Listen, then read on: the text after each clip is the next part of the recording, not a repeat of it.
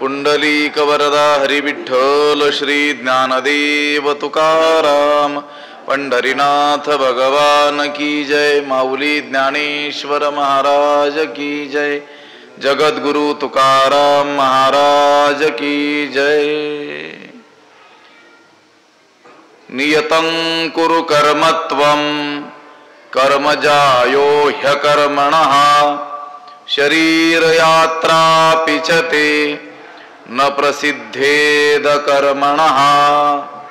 नमामि सद्गुरुं शान्तं सच्चिदानंद विग्रहं पूर्ण ब्रह्म परानंदमीशमालंदी वल्लभं। नमो सद्गुरु तुकया ज्ञान दीपा नमो सद्गुरु सच्चिदानंद रूपा नमो सद्गुरु भक्त कल्याण मूर्ती नमो सद्गुरु भास्करा पूर्ण कीर्ती।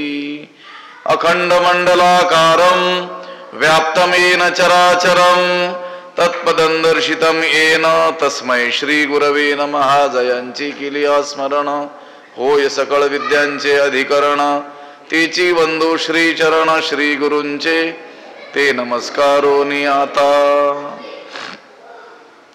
नियतं कुरु कर्मत्वं कर्मजायो ह्यकर्मणः शरीर यात्रा पिचते न प्रसिद्धेद कर्मणः। ग्रंथराज ज्ञानेश्वरीच्या तिसऱ्या अध्यायाचं चिंतन आपण करतो आहोत आणि या तिसऱ्या अध्यायातील 8व्या क्रमांकाचा हा श्लोक आहे। या श्लोकाचा अन्वय आणि अर्थ एकदा आपण पाहूयात। त्वं नियतं कर्म कुरु हि अकर्मणः कर्म जायः च ते शरीर यात्रा अपि अकर्मणः न प्रसिद्धेत। त्याचा अर्थ असा होतो, त्वं म्हणजे तू, नियतम म्हणजे नियत शास्त्रविहित नेमलेलं वर्णाश्रमानुसार नियुक्त केलेलं कर्म कुरु म्हणजे कर। तू शास्त्रविहित कर्म कर ही म्हणजे कारण। अकर्मणः कर्म जायः कारण कर्म न करण्यापेक्षा कर्म करणं श्रेष्ठ आहे, अधिक चांगलं आहे। तू शास्त्रविहित कर्म कर कारण कर्म न करण्यापेक्षा कर्म करणं अधिक श्रेष्ठ आहे। च आणि ते शरीर यात्रा अपि आणि तुझा शरीर निर्वाह देखील म्हणजे कर्म न करण्यानं शरीर निर्वाह देखील कर्म न करण्यानं न प्रसिद्धेत म्हणजे सिद्धीला जाणार नाही। विहित कर्म का केलं पाहिजे तर अकर्मणा हा कर्म जायः म्हणजे कर्म न करण्यापेक्षा कर्म करणं अधिक श्रेष्ठ आहे, हे तर आहेच आहे। पण शरीर व्यवहार चालावा यासाठी सुद्धा काय करावं लागेल, कर्म करावंच लागेल। विषय जो चालू आहे, दांभिक मनुष्य काय करत असतो, जो संन्यास कर्मसंन्यास त्याच्याकडून घडतो तो चित्तशुद्धीपूर्वीच घडतो। कर्माची योजना कशासाठी आहे, चित्तस्य शुद्धये कर्म। कर्म हे चित्ताच्या शुद्धीसाठी आहे, पण चित्तशुद्धी होण्यापूर्वीच आग्रहानं दुराग्रहानं तो काय करत असतो, कर्माचा त्याग करत असतो। पण कर्मत्यागापेक्षा कर्मानुष्ठान हे चांगलं आहे, म्हणून कर्माधिकारी जो कोणी आहे त्यानं नित्य कर्म अवश्य केलं पाहिजे। भगवंत या श्लोकातून ते सुचवतात। हे केल्यानं काय होतं, ऐहिक आणि पारमार्थिक असे दोन्ही काय होतात, लाभ होतात. ऐहिक लाभ कोणता, तर शरीर निर्वाह त्याचा चालतो. कर्मच केलं नाही तर शरीर निर्वाह देखील चालू शकणार नाही. त्या कर्मानं शरीर निर्वाह चालतो, हा ऐहिक लाभ. आणि चित्तशुद्धी होते, त्या चित्तशुद्धीनं ज्ञानाचा अधिकार प्राप्त होईल, हा त्याचा पारमार्थिक लाभ आहे. म्हणून नियतम कुरु कर्मत्वम, त्वम नियतम कर्म कुरु. तू नियत कर्म, शास्त्रविहित कर्म, नित्य कर्म ईश्वरार्पण बुद्धीनं कर. ईश्वरार्पण बुद्धीनं जर कर्म केलं तर चित्तशुद्धी प्राप्त होते.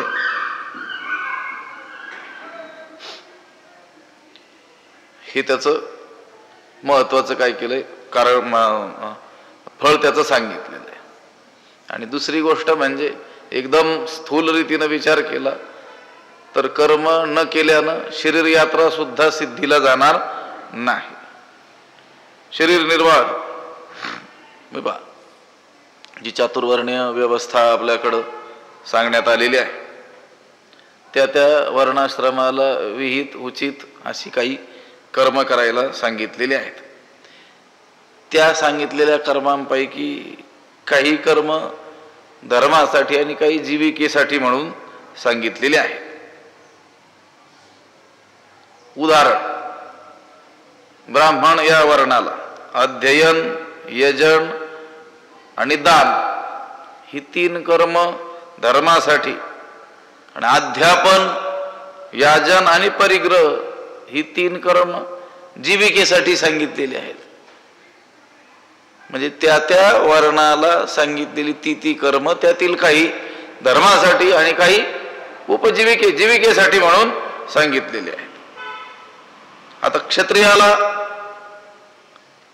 अध्ययन, यजन, दान ही 3 कर्म धर्मासाठी, आणि प्रजारक्षण, शस्त्रास्त्र धारण, युद्ध ही जीविकेसाठी म्हणून सांगितलेले आहे. वैश्याला सुद्धा अध्ययनादी 3 कर्म, अध्ययन, यजन, दान ही 3 वर्णाला ही कर्म धर्मासाठी, व्यापार, पशुपालन, शेती इत्यादी जीविकेसाठी सांगितलेले आहेत. आणि शूद्राला या त्रैवर्णिकांची सेवा हेच एक कर्म, धर्म आणि जीविका यासाठी विहित म्हणून सांगितलेलं आहे. स्वतंत्र धर्मासाठी त्याला कर्मच सांगण्यात आलेलं नाही. उलट द्विज षटकर्मे करी, शूद्रतया ते नमस्कारी, दोसी सरोवरी निपजे यागू. द्विज ही षटकर्म, द्विज म्हणजे ही त्रैवर्णिक षटकर्मामध्ये निपुण असलेले, ते षटकर्म करून त्यांना जे फळ प्राप्त होतं तेच यानं केवळ त्यांना मनोभावे नमस्कार केला, वंदन केलं की त्यालाही तेच फळ निपजे यागू, यागाचं फळ काय होतं, प्राप्त होतं. गोष्ट काय आहे, धर्म आणि उपजीविका म्हणून जी कर्म त्या त्या वर्णांना सांगितलेली आहेत ती त्यांच्यासाठी विहित आहेत. ती त्यांनी काय केली पाहिजेत, केलीच पाहिजेत. न केल्यानं चित्तशुद्धीही होणार नाही आणि उपजीविकाही चालणार नाही. आता अर्जुनाला जे भगवंत सांगतात त्या अर्जुनाला असं सांगायचंय की क्षात्र धर्माला अनुसरून जे युद्ध करणं हे कर्म तुझ्या वाट्याला आलेलं आहे, ते केल्यानं तुझ्या शरीर निर्वाहासाठी म्हणून सांगितलेलं कर्म ते केल्यासारखंही होईल, आणि चित्तशुद्धीसाठी म्हणून निष्काम हे कर्म केल्याने त्याने काय होईल, चित्तशुद्धी देखील होईल. एरवी तू म्हणतो तसं भिक्षावृत्तीनं निर्वाह करणं हे तुला मुळीच विहित नाही आहे. नियतम कुरु कर्मत्वम कर्मजायो ह्य कर्मणः शरीर यात्रा पिचते न प्रसिद्धेद कर्मणः.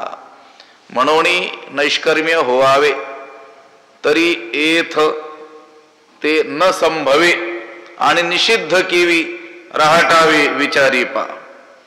नैष्कर्म्य व्हावे तरी एथ ते न संभवे. म्हणसी इथं म्हणोनी पाठ आहे, म्हणसी असाही पाठ आहे. म्हणसी नैष्कर्म्य होवावे, नैष्कर्म्य होवावे म्हणसी तरी ते एथ न संभवे. आणि निषिद्ध केवी राहटावे विचारी पा. नैष्कर्म्य होवावे म्हणसी कर्मरहित व्हावं, आपण कर्मरहित व्हावं असं म्हणशील तर ते येथे म्हणजे या जगात किंवा प्रकृती पारतंत्र्यामध्ये किंवा शरीरधारी जीवाच्या ठिकाणी न संभवे, शक्य नाही. तू म्हणत असशील की आपण काय व्हावं, कर्मरहित व्हावं, नैष्कर्म्य व्हावं, पण ते येथ न संभवे म्हणजे जोपर्यंत शरीरधारी आहे हा जीव, म्हणजे शरीराच्या ठिकाणी मी पानाचा काय आहे, अहंभाव त्याचा आहे, तोपर्यंत कर्मरहित होणं त्याच्याने शक्य नाही. तरी ते येथ न संभवे. आणि निषिद्ध केवी राहटावे विचारी पा. आणि शास्त्रविरुद्ध कर्म, निषिद्ध कर्म काय म्हणून आचरावं याचा काय करतो विचार कर. विहित कर्म टाळून केवळ निषिद्ध कर्मच कसं बरं करावं याचा तू विचार कर. म्हणसी नैष्कर्म्य होवावे. नैष्कर्म्य म्हणजे कर्मरहित, कर्मातीत. आपण कर्मरहित व्हावं, कर्मातीत व्हावं असं जर म्हणत असतील तर ते तरी एथ न संभवे. एथ म्हणजे ह्या लोकी म्हणजे शरीराच्या शरीराच्या गावाला आलोत ना आपण. इथं आता शरीरात आहोत, शरीरधारी आहोत, तोपर्यंत ते न संभवे, शक्य नाही. शरीर आहे तोपर्यंत शरीराकडून काही ना काही कर्म पांडवा तो कार्यार्थ आघवा सांडोनिया असं आहे. शरीराच्या गावात येथ म्हणजे या शरीराच्या गावात आपण आलो तर आपल्याकडून कर्मत्याग काय नाही आहे, शक्य नाही आहे. शरीराकडून जोपर्यंत शरीर आहे तोपर्यंत शरीराकडून काही ना काही कर्म होणारच. हे पहा, नुसत्या कर्मत्यागाने म्हणजे विहित कर्माच्या त्यागाने नैष्कर्म्य स्थिती प्राप्त होणार, नैष्कर्म्य होता येणार नाही. नुसतं विहित कर्म काय केलं, त्यागलं, दुराग्रहानं काय केलं, येत आग्रहोची उरे, केवळ काय राहील, आग्रहच राहील. पण विहित केलं नाही म्हणजे कर्मच घडलं नाही, घडत नाही असंही नाही. विहित त्यागाल तर निषिद्ध नक्कीच होणारच आहे. विहित कर्माचा त्याग आपण बळे करून केला तरी देखील इंद्रियांकडून कर्म तर होतच राहणार. मग कोणतं होणार, साहजिकच निषिद्ध कर्म होणार. हे पहा, कीर्तनाला जाणार नाहीत, कीर्तनाचा काय केला, त्याग केला. मग काहीतरी टीव्ही तर बघत बसणार ना, ज्ञानेश्वरी नाही वाचत, मग पेपर तर तास 2 तास पेपरच काय करणार, वाचत बसणार. नाही भजन ऐकणार, काहीतरी दुसरी ग्राम्य गीत गाणी तर काय करणार, ऐकणारच ना असं. म्हणून गीतेनं कर्मत्यागामध्ये नैष्कर्म्यता सांगितलेली नाही आहे. म्हणजे कर्माचा त्याग केला की तो नैष्कर्म्य होतो असं नाही सांगितलेलं, तर कर्म करून नैष्कर्म्यता सांगितलेली आहे. कर्म करत करत करत ती स्थिती काय झाली पाहिजे, आपोआप प्राप्त झाली पाहिजे. होते निष्ठेनं, निष्काम बुद्धीनं, ईश्वरार्पण बुद्धीनं ती कर्म करतच आपण राहू. त्यावेळेस एक दिवस ती नैष्कर्म्य अवस्था काय होणार आहे, प्राप्त होणार आहे. असे बळे करून प्राप्त असलेल्या त्या विहित कर्मांचा त्याग करून लगेच नैष्कर्म्य होता येणार नाही. म्हणसी नैष्कर्म्य व्हावे तरी ते येथ न संभवे. आणि निषिद्ध की विराहटावे विचारी पा. म्हणून विहित कर्म टाकून केवळ निषिद्ध कर्मच कसं बरं करावं याचा तू काय कर, विचार निषिद्ध म्हणजे शास्त्रविरुद्ध, अविहित, शास्त्रानं जे करू नये म्हणून सांगितलेलं आहे त्याला काय म्हणायचं? निषिद्ध कर्म. की विराटावे, कशाला बरं करावं? विहित कर्म करण्यात आणि निषिद्ध कर्म करण्यात जर कष्ट म्हणा, त्रास म्हणा, काय आहे? सारखाच आहे. पण एकाचं फळ काय आहे? चांगलं आहे विहित कर्म केल्याचं, आणि निषिद्ध कर्म केल्याचं फळ काय आहे? वाईट आहे. आणि मग जर दोन्ही करण्यात कष्ट जर आहेतच, पण एकाचं फळ चांगलं आणि एकाचं वाईट आहे, तर ते वाईट फळ देणारं निषिद्ध कर्म का म्हणून करावं? करू नये. मग काय करावं? उचित करावं. म्हणून जे जे उचित आणि अवसरे करुणी प्राप्त ते कर्म हेतुरहित आचरेतु. म्हणून जे जे उचित आणि अवसरे करुणी प्राप्त ते कर्म तू हेतुरहित आचरे. म्हणून जे जे उचित, जे जे योग्य आहे, जे जे कर्म आपल्या वर्णाला उचित आहे, करणीय असं आहे, केलंच पाहिजे असं आहे, आणि अवसरे करुणी प्राप्त आणि प्रसंगानुसार आपल्या पुढे आलेला आहे, आपल्याला प्राप्त झालेला आहे, ते कर्म काय केलं पाहिजे? हेतुरहित आचरेतु. ते कर्म तू फलेच्छा सोडून काय करावं? ते कर्म तू फळाची इच्छा न ठेवता कर. म्हणून जे जे उचित. म्हणून म्हणजे नैष्कर्म्यता प्राप्त करून घ्यायची असेल तर काय प्राप्त करून घ्यायची? नैष्कर्म्यता. कशी अवस्था प्राप्त करून घ्यायची? कर्मरहित, कर्मातीत अवस्था प्राप्त करून घ्यायची आहे. तर मग कर्मातीत अवस्था प्राप्त करून घेण्याकरिता प्राप्त असलेलं विहित कर्म टाकायचं नाही, निषिद्ध करायचं नाही. तर मग काय करायचं? जे जे उचित म्हणजे योग्य, विहित वर्णाश्रम विहित कर्म आणि अवसरे करूनही प्राप्त आणि प्रसंगानुसार समयाला अनुसरून जे प्राप्त झालेलं आहे, पुढे आलेलं आहे, ते कर्म आपण केलं पाहिजे. तेही कसं? हेतुरहित, उचित, अवसरे करूनी प्राप्त आणि हेतुरहित. कोणतं कर्म करायचं? जे उचित आहे. उचित म्हणजे आपल्याला विहित जे कर्म आहे ते करायचं. ते कसं? अवसरे करूनी, आता प्रसंगानुसार ते करणं आवश्यकच आहे, ते केलंच पाहिजे. असा काय झाला? प्रसंग प्राप्त झालेला आहे त्यावेळेस, त्यामुळे ते करायचं. पण करत असताना हेतुरहित, फलेच्छारहित असं आहे. कर्म काही बाधक नाही आहे. कर्म हे स्वरूपतः बाधक नाही, तर त्या कर्माची फलेच्छा काय आहे? बाधक आहे. हे बा, एखाद्या मनुष्याला तहान लागली तीव्र, तो तहाने जे पाणी पितो तो पुष्टी करता पित नाही. जसं दूध पित असतो शरीर पुष्ट व्हावं म्हणून, किंवा आणखी काही पेय पदार्थ पित असतील, तसं पाणी पुष्ट व्हावं नाही म्हणून नाही पितो, तृप्ती करता पित असतो. अंतःकरण शुद्धी करिताच आहे. अन्य फळाकरिता त्या कर्माची योजना नाही आहे. ज्याप्रमाणे तहान लागलेला मनुष्य पाणी पितो ते शरीर पुष्टी करता नसून ते तृप्ती करीत आहे, ताण भागवण्याकरिता. अगदी त्याच पद्धतीनं आपल्या वाट्याला आलेलं जे कर्म आहे ते कर्म चित्त शुद्धी करिता आहे. त्या कर्माचं अन्य फळ हे खरं फळच नाही आहे. म्हणून हेतू कोणताही न ठेवता, फलेच्छा न ठेवता ते कर्म काय कर? तू कर. म्हणून जे जे उचित आणि अवसरे करूनी प्राप्त ते कर्म हेतुरहित आचरे तू.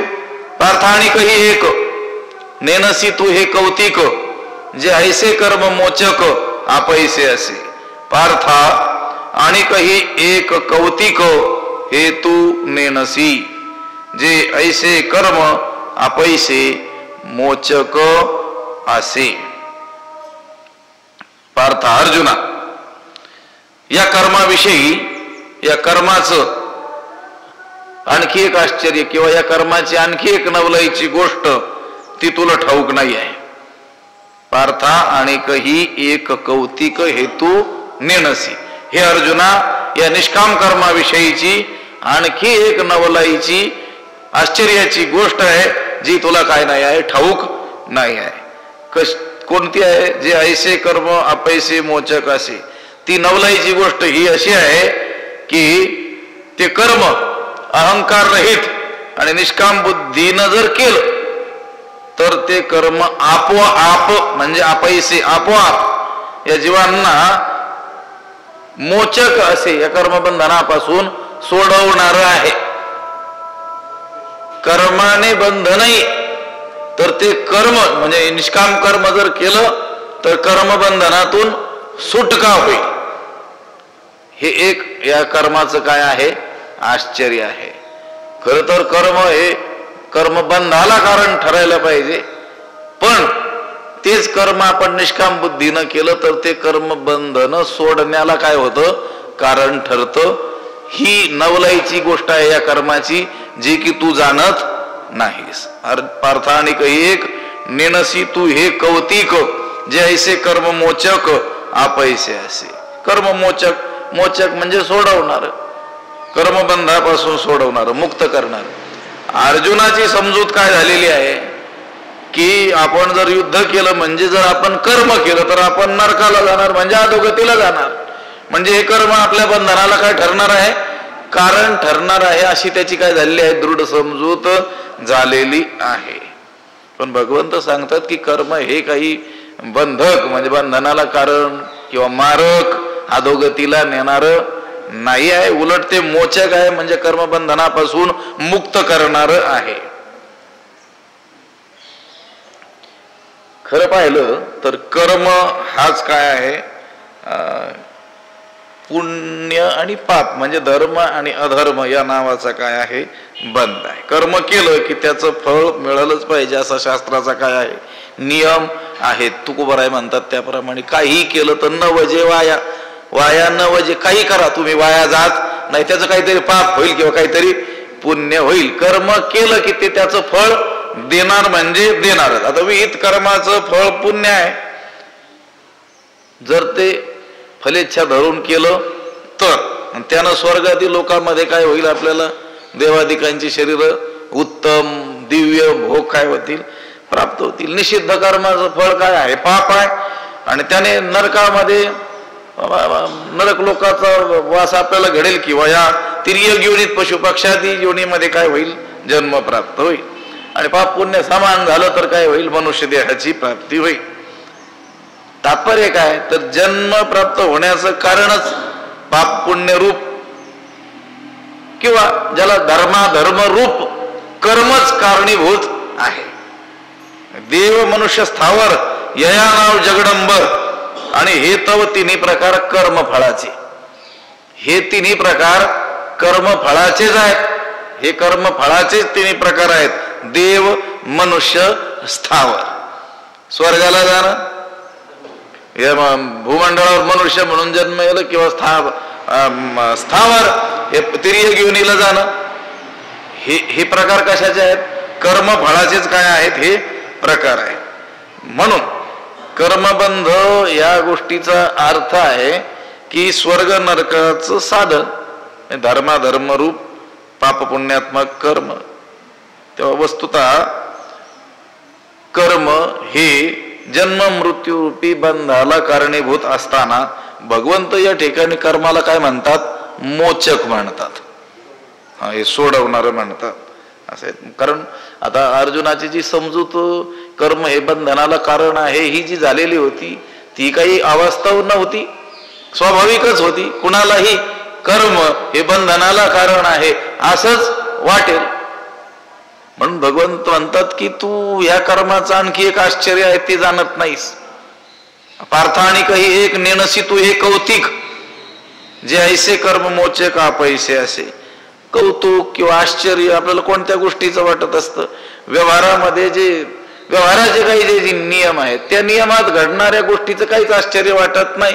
पण व्यवहाराच्या नियमाला फाटा देऊन कधी कधी असं अलौकिक उलट असं काही घडतं, त्यावेळेस माणसाला काय वाटत असतं?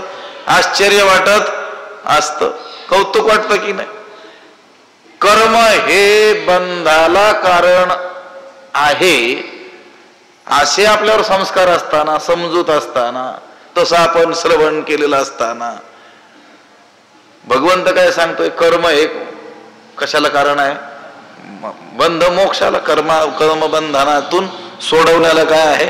कारण आहे. पार्थानिक एक नेनसितु हे कौतिक, जे ऐसे कर्ममोचक अपैसे असे. आता ज्याला या संसाररूपी कर्मबंधातून सुटायचं असेल त्याने काय करायचं? फलत्याग आणि संगत्याग म्हणजे देहांकार टाकून ती कर्म काय करायची? हातोटीनं ती कर्म करायची.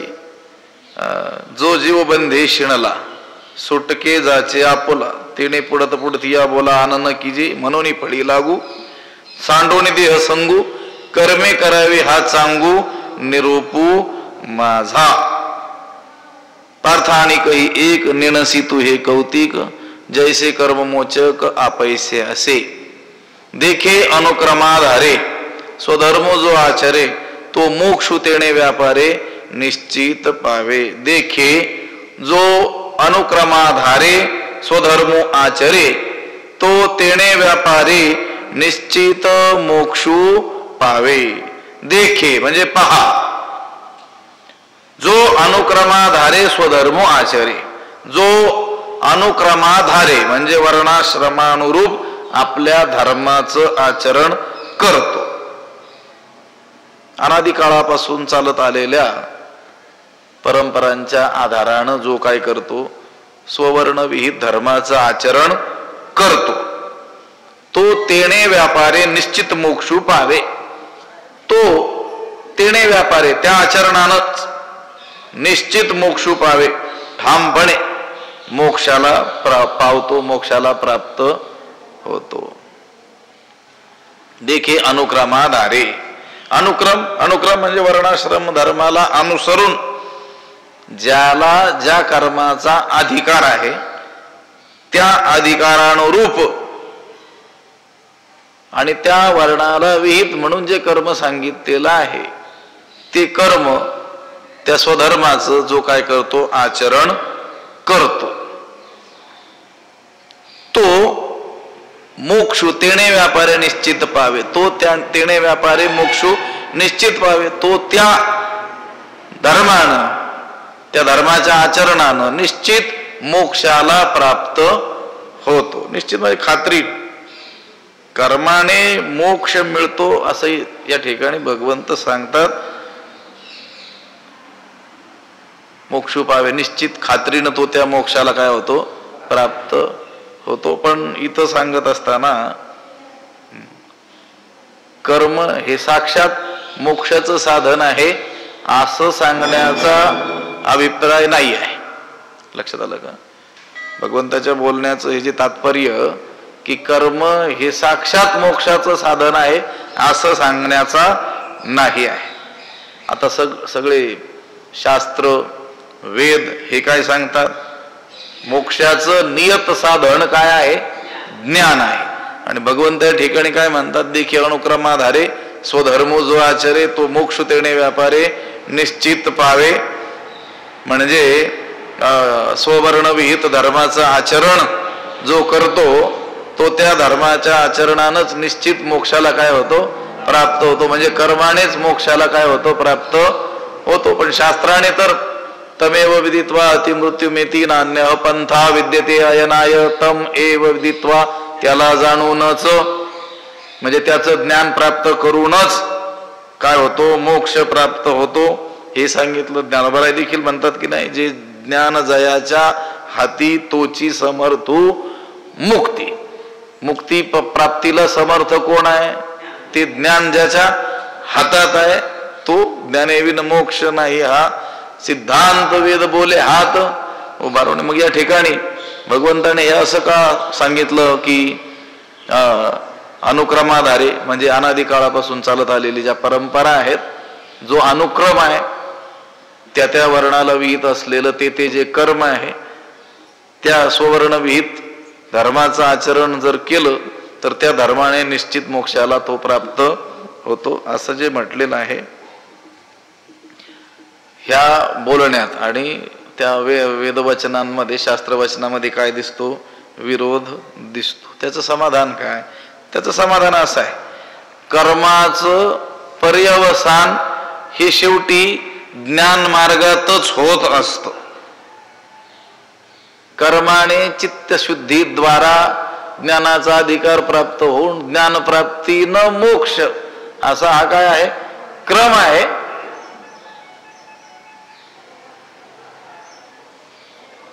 मी सांगितलं होतं की नाही त्या दिवशी 2 शब्द, समुच्चय आणि क्रम समुच्चय. आपले सर्व संत हे क्रम समुच्चयवादी आहेत, कारण भगवान भाष्यकार शंकराचार्य हे क्रम समुच्चयवादी आहेत. कर्म, निष्काम कर्म, ईश्वरार्पण बुद्धीनं केलेलं विहित कर्म, त्याने चित्त शुद्धी, वेदविहित निष्काम उपासनेनं चित्त स्थैर्य, ज्ञानाचा अधिकार, आणि मग ज्ञानाने मोक्ष. कसं आहे? मोक्षाच्या लगेच कोण आहे? अगोदर ज्ञान, आणि ज्ञान प्राप्त करून देण्यामध्ये कर्म हे काय आहे? सहाय्यक साधन आहे. त्या दृष्टीनं कर्म हे देखील मोक्षाचं साधन आहे, परंतु साक्षात नाही तर परंपरेत.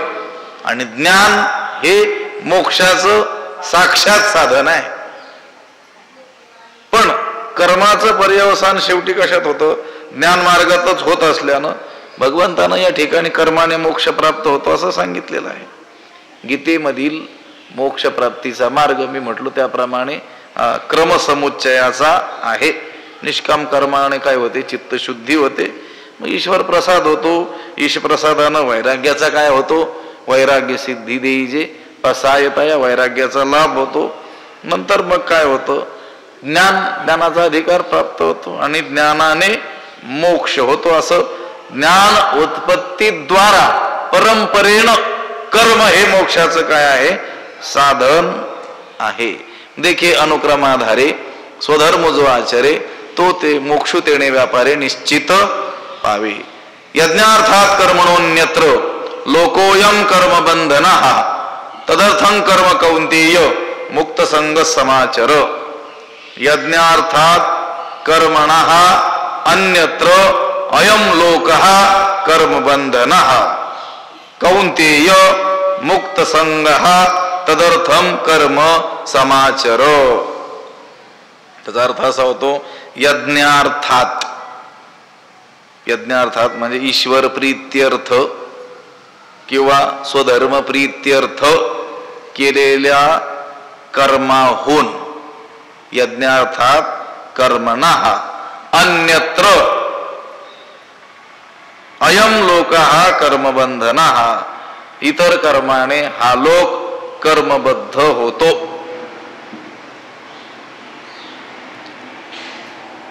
ईश्वर प्रीत्यर्थ केलेल्या किंवा स्वधर्माकरिता केलेल्या कर्मा वाचून अन्य कर्माने हा लोक बांधल्या जातो.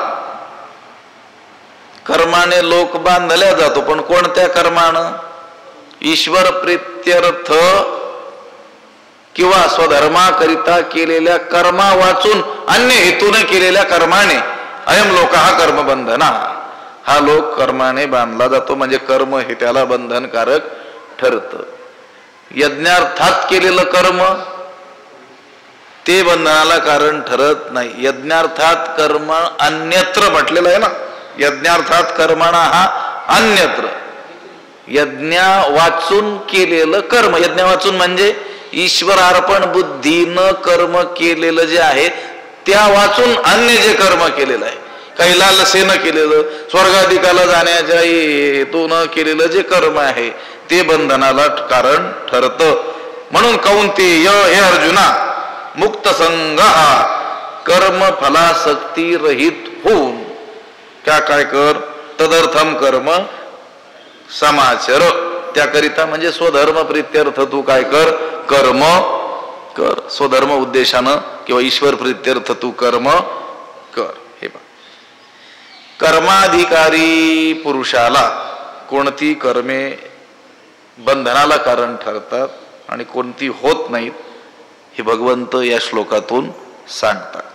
आता कर्माधिकारी जो आहे त्याला कर्म करणं आवश्यकच आहे, तो कर्मे करणारच आहे. पण कोणते कर्म बंधनाला कारण ठरतात आणि कोणते कर्म बंधनाला कारण ठरत नाहीत हे भगवंत सांगतात. कारण समजूत काय आहे, कर्म हे बंधनाला कारण ठरत. म्हणून तर जे ऐसे कर्म मोचक असे भगवंताने अर्जुनाला हे कर्म कर्मबंधनातून सोडवणार आहे हे सांगताना हे या कर्मातलं कौतिक आहे हे सांगितलेलं आहे. तुला माहित नसलेली ही गोष्ट आहे, ही आश्चर्याची नवलाईची काय आहे गोष्ट आहे. तुला हे ठाऊक आहे की कर्म बंधनाला कारण ठरतं, पण आणखी एक नवलाईची गोष्ट अशी की कर्म हे बंध मुक्तीला देखील काय आहे कारण आहे. तर मग कोणतं कर्म बंधनाला कारण आहे आणि कोणतं कर्म बंधनाला कारण नाही आहे. यज्ञार्थात कर्मणा अन्यत्र. आता यज्ञ शब्द आपल्या कानावर पडला, नजरेसमोर आला की आपल्याला ते यज्ञाचं जे स्वरूप दिसतं ते वेगळं दिसतं. हवन कुंड, होम हवन, लक्षात लगा या गोष्टी लक्षात येतात. ठीक आहे, ते यज्ञाचं स्वरूपच आहे एक, पण ते स्थूल स्वरूप आहे. श्रीमद भगवद्गीतेमध्ये यज्ञ हा शब्द केवळ श्रौत स्मार्त धर्मप्रोक्त हवन या अशा संकुचित अर्थाने योजलेला नाही आहे. सामान्यतः त्या कुंडामध्ये मंत्र उच्चार पूर्वक अग्नी प्रज्वलित करून त्या अग्नीमध्ये मंत्रोच्चार पूर्वकच काय करायची, आहुती देण्याची जी क्रिया तिला यज्ञ असं आपण काय करतो समजत असतो.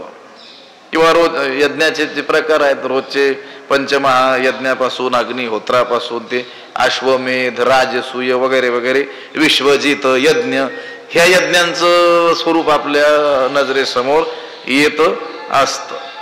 पण इथं गीतेमध्ये यज्ञ शब्द मोठ्या व्यापक अर्थानं भगवंत योजत असतात. वर्णाश्रम विहित कर्म हा या ठिकाणी यज्ञ शब्दाचा व्यापक अर्थ आहे. आता तेवढा अवकाश नसतो आपल्याकडे, पण आपण जी रोजची क्रिया आहे भोजन क्रिया तिच्या पूर्वी श्लोक म्हणत असतो. म्हणत असू तर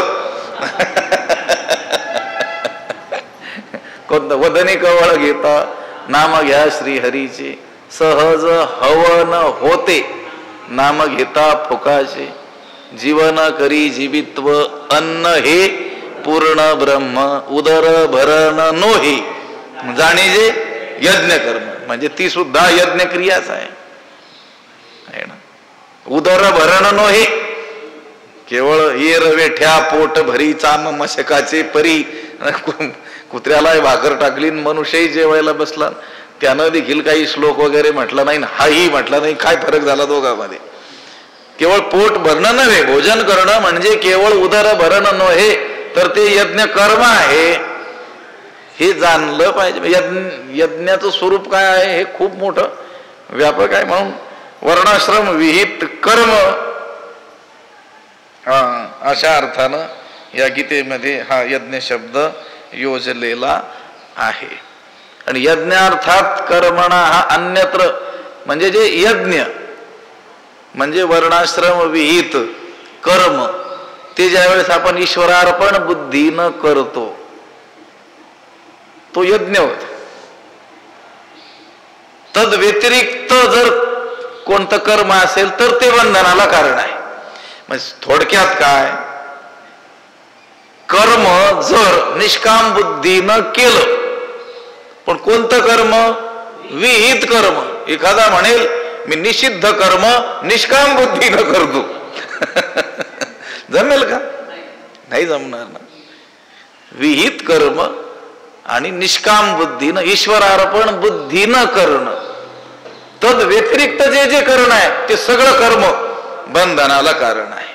यज्ञार्थात कर्मणा अन्यत्र लोको अयम कर्मबंधना, अयम लोक हा कर्मबंधना. हा लोक कर्माने बांधला जातो. म्हणून अर्जुना तू काय कर, आसक्ती सोडून संग सोडून ईश्वर प्रीत्यर्थ म्हणजेच किंवा स्वधर्म उद्देशानं काय कर, कर्म कर. हा निज धर्म जय सांडे आणि कुकर्मी रती घडे तेची बंधू पडे सांसारिक. नाही एक ओवी स्वधर्म जो बापा तोची नित्य यज्ञ जाणपा म्हणून वर्तता तेथ पापा संचारू नाही. ही एक ओवी राहिली होती. म्हणून स्वधर्म जो बापा जो स्वधर्म तोची नित्य यज्ञ जाण म्हणून वर्तता तेथ पापा संचारू नाही. बापा म्हणजे हे बाबा अर्जुना, जो स्वधर्म जो आपला धर्म आहे तोची नित्य यज्ञ जाण, तोच नित्य यज्ञ म्हणजे रोजचा काय आहे यज्ञ आहे. जो आपला स्वधर्म आहे तोच काय आहे नित्य यज्ञ आहे असं जाण समज. म्हणून वर्तता म्हणून तो करत असताना, तो नित्य यज्ञ करत असताना म्हणजे आपल्या स्वधर्माचं पालन करत असताना तेथ पापा संचारू नाही, त्यात पापाचा प्रवेश होत नाही. म्हणजे तो केल्यानं पातक घडत नाही. स्वधर्म जो बापा तोची नित्य यज्ञ जाणपा. स्वधर्म वर्णाश्रम विहित कर्म तोच नित्य यज्ञ आहे. दररोज करायचं ते काय आहे कर्म आहे. या ठिकाणी केवळ होम हवन एवढाच यज्ञ शब्दाचा अर्थ मर्यादित नाही आहे. यज्ञ शब्दाचा अर्थ वर्णाश्रम विहित धर्म असा घ्यायचा आहे. आणि तोच नित्य यज्ञ आहे म्हणून वर्तता तेथ पापा संचारू नाही. म्हणून त्या स्वधर्माचं वर्तन केलं असता त्या ठिकाणी पापाचा प्रवेश होत नाही. स्वधर्मरूप कर्म केलं असता पाप लागत नाही, पण तद व्यतिरिक्त कर्म केलं तर मात्र पाप लागतं. आपलं विहित कर्म सुद्धा जर फलेच्छेनं केलं तरी देखील ते पुण्य का होईना काय देत आहे, फळ देत आहे. पुण्यरूप पापच. लक्षात आलं का? स्वर्गा पुण्यात्मके पापा इजे. स्वर्गाला देत आहे का नाही पुण्य. आपण नित्य कर्म केलं, वर्णविहित जे कर्म आहे ते केलं पण फलेच्छा धरून केलं तर ते काय देईल पुण्य देईल. पुण्य देईल आणि पुण्याने कुठे जाऊ आपण म्हणजे स्वर्गाला जाऊ. पण ज्ञानोबराय मानतात ते जे पुण्य आहे ते पुण्य कसं आहे पापरूप. त्या पुण्यरूप पापानं कुठं जाणार आपण स्वर्गाला जाणार. पण तेच नित्य कर्म आपण निष्काम बुद्धीनं केलं तर म्हणून वर्तता तेथ पापा संचारू नाही. म्हणून स्वधर्म जो बापा तोची नित्य यज्ञ जाणपा म्हणून वर्तता तेथ पापा संचारू नाही. आणि जर निष्काम बुद्धीनं केलं नाही तर फलेच्छा ठेवल्यामुळे जे पुण्य होईल ते पुण्य देखील काय असणार आहे एक प्रकारचं. ते काय शुद्ध पुण्य असेल का? माते जेणे पाविजे ते शुद्ध पुण्य जयामध्ये नारायण. शुद्ध पुण्य ते एक तुकोबराय म्हणतात. ते काय शुद्ध पुण्य आहे का? नाही. ते काय आहे पुण्याच्या रूपानं पापाचाच काय आहे त्या मनुष्याच्या ठिकाणी प्रवेश आहे. दिसायला काय दिसतंय ते पुण्य दिसतंय पण आहे काय पाप. कारण ते जन्मालाच काय ठरणार आहे कारण ठरणार आहे. भलेही त्याचं जे काय फळ आहे स्वर्ग भोग इत्यादी देईल पण पुन्हा जन्म चुकेल काय नाही. मग जन्मा येणे घडे कशाचे मूळ म्हटले पातकाचे मूळ. म्हणजे तुम्ही एवढी यज्ञ यागादी कर्मे केली त्यानं तुम्ही पुण्य झालं असं मानलं, त्याचं फळ स्वर्ग आहे असं मानलं, पण खरं जर चिंतन केलं तर तुम्ही ते कर्म करून काय वाट्याला घेतलं पापच वाट्याला घेतलं, दुःखच वाट्याला घेतलं. म्हणून स्वधर्म जो बापा तोची नित्य यज्ञ जाणपा म्हणून वर्तता तेथ पापा संचारू नाही. हा निज धर्म जई सांडे आणि कुकर्मी रती घडे तैची बंधू पडे सांसारिक. हा निज धर्म जई सांडे कुकर्मी रती घडे तैची सांसारिकू बंधू पडे. हा निज धर्म जई सांडे. जेव्हा स्वधर्माचा त्याग केला जातो हे स्वधर्माचरण ज्या वेळेस सुटतं सांडे आणि कुकर्मी रती घडे आणि वाईट कर्माच्या ठिकाणी आसक्ती उत्पन्न होते, पाप करण्याविषयीची प्रीती निर्माण होते. आपण याचं चिंतन करून आलो.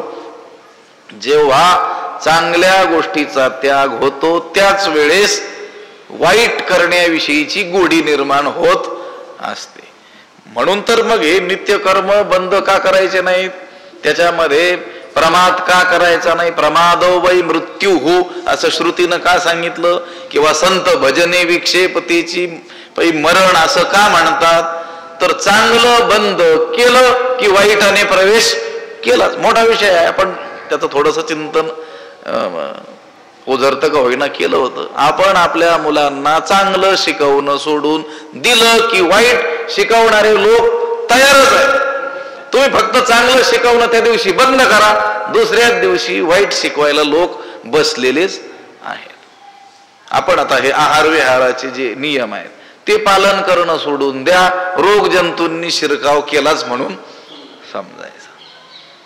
तसं नित्य जे कर्म आहे, जे विहित कर्म आहे, वर्णाश्रम विहित उचित असं जे कर्म आहे, आपल्याला जे शास्त्रानं आज्ञा केलेली आहे जे कर्म करायचं ते कर्म त्यागून पहा, निषिद्ध घडणारच घडणार. हा निज धर्म जय सांडे आणि कुकर्मी रती घडे. जेव्हा स्वधर्माचा त्याग केला जातो तेव्हाच पाप करण्याविषयीची प्रीती निर्माण होते, आवड निर्माण होते आणि तैची बंधू पडे संसारिक, तैची संसारिकू बंधू पडे. तेव्हाच अशा पुरुषाला संसार बंध म्हणजे जन्म मृत्यूरूपी पाश प्राप्त होतो. म्हणून स्वधर्माचा त्याग केला रे केला की कुकर्मामध्ये रती घडे, निषिद्ध कर्मामध्ये त्याची प्रीती आवड वाढते. संसारिकू बंधू आणि संसाराचं बंधन, संसार पाश काय होतो तेव्हाच त्याला प्राप्त होतो. केव्हा? ज्या क्षणाला तो स्वधर्माचा त्याग करतो त्याच क्षणाला कुकर्मामध्ये त्याची रती आवड प्रीती वाढते आणि तेव्हाच जन्म मरणाचा बंध त्याला काय होतो प्राप्त होतो. तिथूनच त्याच्या बंधनाला काय होते सुरुवात होते. म्हणून काय केलं पाहिजे तर जे स्वधर्माचं अनुष्ठान आहे ते अखंड चालूच ठेवलं पाहिजे. म्हणून स्वधर्मानुष्ठान तुम्हाला सांगू का, आता पाठीमागे आपण त्या कोरोनाच्या महाभयंकर काळातून सगळेच जण आलेलो आहोत. त्यावेळेस कशी परिस्थिती झाली होती, आपण दक्ष राहायचं सोडलं की त्या कोरोनाने प्रवेश केलाच समजायचा.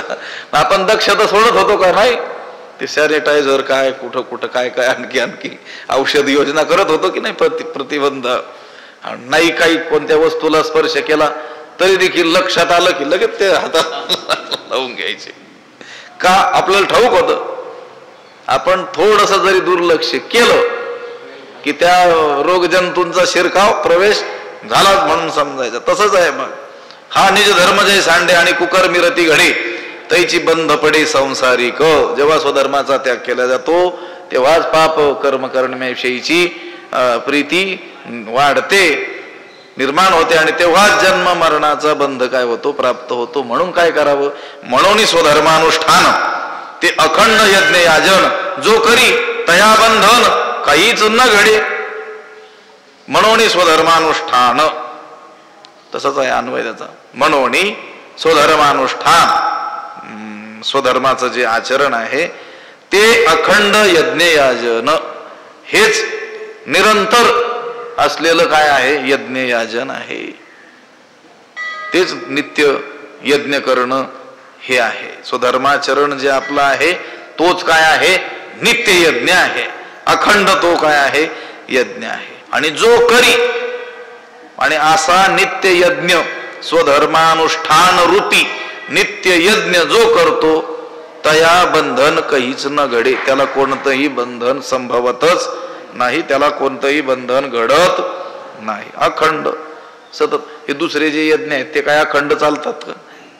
नाही, त्याचा काहीतरी विशिष्ट काळ असतो, विशिष्ट काळ असतो. तेवढ्या काळापुरते ते चालतात. बरं, त्या यज्ञाकरिता बसलेले जे लोक आहेत, यजमान आहेत, ते काय अखंड हवन करत राहतील का तिथं दिवसभर 24 तास 8 दिवस सलग? असं आहे का? काही ठराविक काळ. पण हे स्वधर्मानुष्ठान किंवा हा स्वधर्मानुष्ठान रूपी जो यज्ञ आहे तो कसा आहे? अखंड आहे, चालूच आहे. जे जे आपल्याला वाट्याला आलेलं कर्म आहे ते निष्काम बुद्धीनं करत राहणं, हाच काय आहे? अखंड असलेला यज्ञ आहे. आणि असा यज्ञ जो करतो, स्वधर्मानुष्ठान रूपी अखंड यज्ञ जो करतो, तया बंधन काहीच न घडे, त्याला कोणतंही बंधन संभवत नाही. अहो म्हटले कर्म हे बंधनाला कारण आहे ना.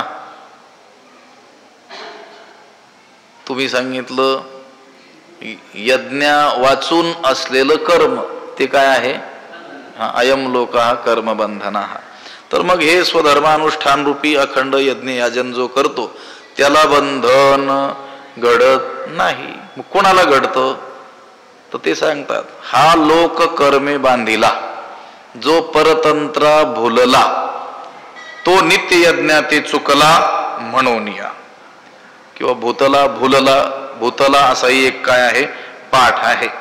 हा जो लोक तो नित्य यज्ञाते चुकला म्हणून या कर्मे बांधला परतंत्रा भूतला.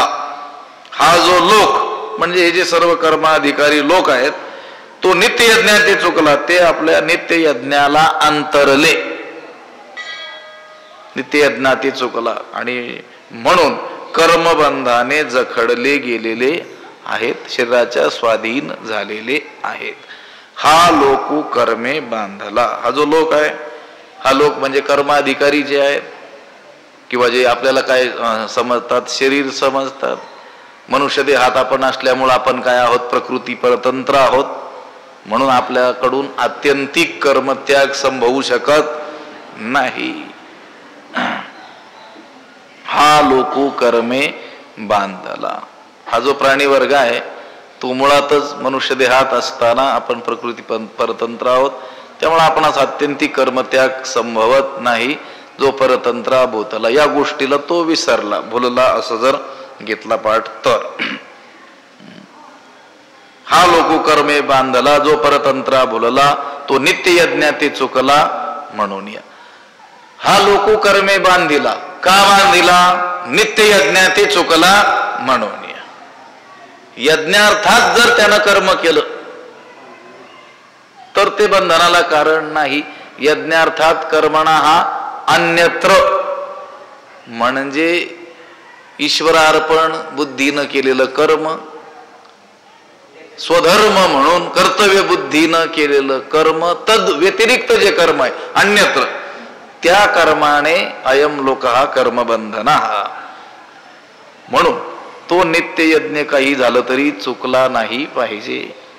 तो नित्य यज्ञ कोणता? स्वधर्मानुष्ठान रूपी नित्य यज्ञ. तो यज्ञ करणं आपण सोडलं तर मग मात्र जे जे काही आपण करू ते सर्व कर्म आपल्या बंधनाला कारण ठरणार आहे. हा लोक कर्मे बांधला, जो परतंत्रा भुलला, तो नित्य यज्ञाते चुकला म्हणून नित्य यज्ञाते चुकला म्हणून. आता पुढचा जो श्लोक आहे 10वा, सहयज्ञा हा प्रजा सृष्ट्वा पुरोवाच प्रजापती अनेन प्रसविष्यध्व मेषवोस्त्विष्ट कामधुक, याचं अवतरण सांगतात. ती कथा सांगणार आहेत. आता याची विषयी पार्था तुझ सांगेन एक मी कथा, जे सृष्ट्यादी संस्था ब्रह्मेने केली. पार्था आता याची विषयी तुझ मी एकी कथा सांगेन, जे ब्रह्मेने सृष्ट्यादी संस्था केली. अर्जुना, आता तुला याविषयी मी एक कथा सांगतो. ती अशी की जेव्हा ब्रह्मदेवानं काय केली? सृष्ट्यादी म्हणजे उत्पत्ती स्थिती लयासह या जगाचा आकार निर्माण केला. ती गोष्ट मी आता आपल्याला म्हणजे तुला सांगणार आहे. धर्माचं महत्व पटवून देण्याकरिता किंवा मानवी जीवन आणि विहित कर्म म्हणजे धर्म यांचा संबंध कसा अन्योन्य संबंध आहे हे सांगण्याकरिता एक प्राचीन कथा भगवंत अर्जुनाला सांगणार आहेत. की त्या अर्जुनाला वाटू नये की भगवंतानं हे विहित कर्म माझ्या एकट्यावरच काय केलेलं आहे, लादलेलं आहे. तर हे विहित कर्म करणं हे कसं पूर्व काळापासूनच चालत आलेलं आहे, ते उचित कसं आहे याच्यासाठी आधार म्हणून एक पुरातन कथा भगवंत अर्जुनाला सांगणार आहेत. आता याची विषयी पाहता, याची विषयी याविषयीच म्हणजे कर्म हे यज्ञार्थात कसं केलं पाहिजे, म्हणजे ईश्वरार्पण बुद्धीनंच कसं केलं पाहिजे, निष्काम बुद्धीनंच कसं केलं पाहिजे, तरच ते कसं बंधनाला कारण होत नाही किंवा कर्मबंधन सोडवण्यालाच मोचक, हे ऐसे कर्म मोचक पैसे असे हे पटवून देण्याकरिता एक कथा सांगणार आहेत. त्याचा भाग उद्या पाहू. पुंडलिक वरदा हरिविठ्ठल श्री ज्ञानदेव तुकाराम पंढरीनाथ भगवान की जय. माऊली ज्ञानेश्वर महाराज की जय. विठ्ठल विठ्ठल विठ्ठल विठ्ठल. पुंडलिक वरदा हरिविठ्ठल श्री ज्ञानदेव तुकाराम पंढरीनाथ भगवान की जय. माऊली ज्ञानेश्वर. आता विश्वात्मके देवे येणे वाग्यज्ञे तोषावे, तोषोनी मद द्यावे पसाय दान हे. जे खळांची व्यंकटी सांडो तया सत्कर्मी रती वाढो.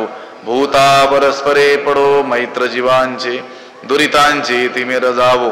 विश्व स्वधर्म सूर्ये पाहो, जो जे वांछील तो तेला हो प्राणीजात. वर्षत सकळ मंगळी ईश्वर निष्ठांची मांदियाळी. अनवरत भूमंडळी भेटो तया भूता. चला कल्पतरूंचे आरव, चेतना चिंतामणीचे गाव. बोलते जे अर्णव पियुषांचे, चंद्रमे जे अलांछन. मार्तंड जे तापहीन, ते सर्वाही सदा सज्जन. सोयरे होतू किंबहुना सर्व सुखी, पूर्ण होवणी ती लोकी. भजिजो आदि पुरुखी अखंडित, आणि ग्रंथोपजीवे विशेषी लोकीये. दृष्टा विजय होवावेजी, एथ म्हणे श्री विश्वेश्वरावो. आ होईल दान पसावो, येणे वरे ज्ञानदेवो सुखिया झाला. येणे वरे ज्ञानदेवो सुखिया झाला. येणे वरे ज्ञानदेवो सुखिया झाला. पुंडलिक वरदा हरिविठ्ठल श्री ज्ञानदेव तुकाराम पंढरीनाथ भगवान की जय. माऊली ज्ञानेश्वर महाराज की. जगद्गुरु तुकाराम महाराज की. शांती ब्रह्म एकनाथ महाराज. सद्गुरु बंशी महाराज की जय. सद्गुरु जोग महाराज की.